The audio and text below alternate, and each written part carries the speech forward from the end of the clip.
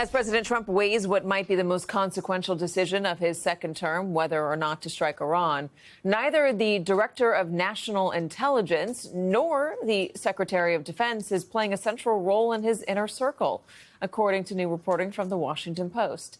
Joining us now, Mark McKinnon and Rick Stengel, who are back with us. No Tulsi Gabbard and Pete Hegseth, according to this reporting, they've been pushed off to the sidelines. That's interesting. It makes that circle around Donald Trump, the decision makers, even smaller. Well, that's a good thing. I'm sorry, if that was the case. I don't know if Mark agrees, but Tulsi Gabbard has proved that she's sort of feckless. Hegseth is self-explanatory. The fact that he's using Rubio, he's using the chairman of the Joint Chiefs, he's using John Ratcliffe, they at least have a semblance of being grown-ups. So I do think that is a good thing. The other frame, though, to go back to our previous discussion, that people are not looking at, and I don't mean to seem disingenuous, but he's not looking at it peace versus war. He's looking at it, where are the cameras going? So Israel invades Iran. Suddenly, all the cameras are away from the budget bill, from everything on what's going on in the Middle East. And he wants to sneak back in the camera by saying, hey, maybe I'll get involved with this. I mean, he's a guy who, as you know better than anybody, Katie, wants to be the bride at the wedding and the corpse at the funeral. Is there a war going on somewhere? I've got to get in it somehow. At least I have to be perceived that I could be a player. That is what's operating rather than any actual philosophical ideas about peace and war. Well, I go back to my original thesis about what I think where Trump is really at his core and what he really wants. The fact that he sidelined Tulsi Gabbard, who was appointed specifically because she was an isolationist and reflected the MAGA base, that's a tell. Now, apparently, the latest news that I've read is that Hegseth has been sidelined in favor of General Eric Kurilla, who's the U.S. Central Commander, who is nicknamed the Gorilla, who I don't know what his propensity is in this, but I suspect it's pretty aggressive. There's that. There's also just the fact that the inner circle is so much smaller. I mean, you have Marco Rubio playing the dual role right now of Secretary of State and National Security Advisor.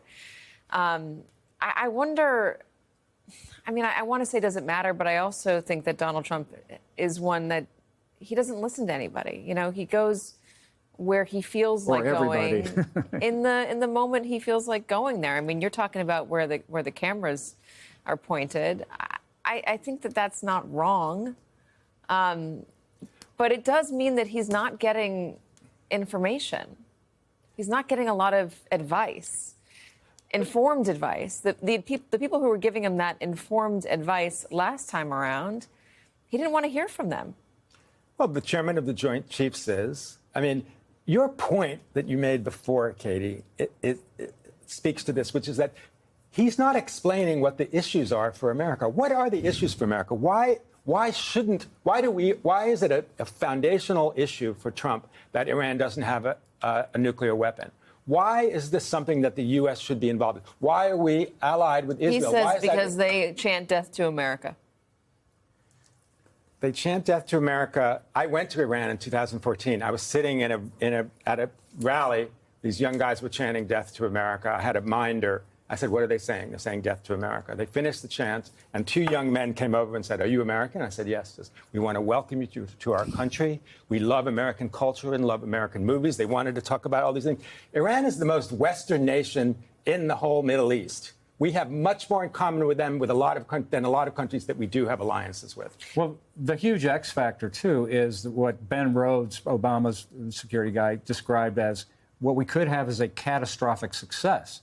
Okay, you take out the nuclear arsenal, and then what? Yeah. You know, what is regime change? I mean, Richard, maybe you could describe what that would mean, but... Yeah, there's not someone waiting in the wings in Iran. Yeah. And although there's not a lot of... And it's not Thomas Jefferson. Well, there's very little support for the regime, 10 to 15%, according to Kareem Sajadpour, who's got a good handle on things.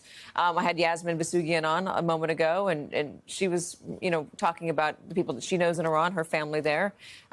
There's not a lot of popular support for this oppressive regime. They torture people. They throw them in prison. They killed Mahsa Amini for not wearing a headscarf.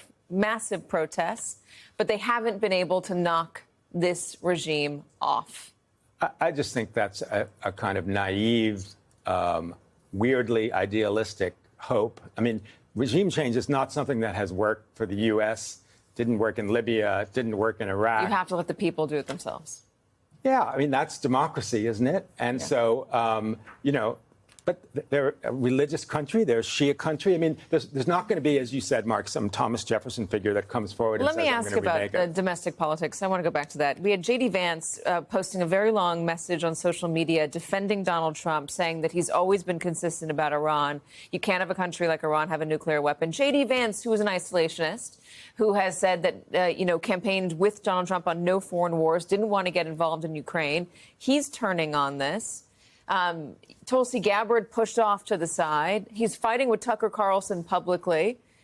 Is this really going to be a moment that breaks apart this coalition? I mean, I don't know if Theo Vaughn is an emotional Donald Trump supporter like some of the hardcore bases. No, but Theo Vaughn and the people who listen to him are the ones that helped Donald Trump win this time. Well, that's exactly right. But, I mean, the tell, again, is look what happened to Tulsi Gabbard and look what J.D. Vance is doing. And that shift, I think he's great at reading the tea leaves and where Donald Trump is going. So I think that's a real tell about where Donald Trump is at the moment, which is headed toward pulling the trigger with Bibi. Think so? I do. All right, gentlemen, we're going to leave that conversation here.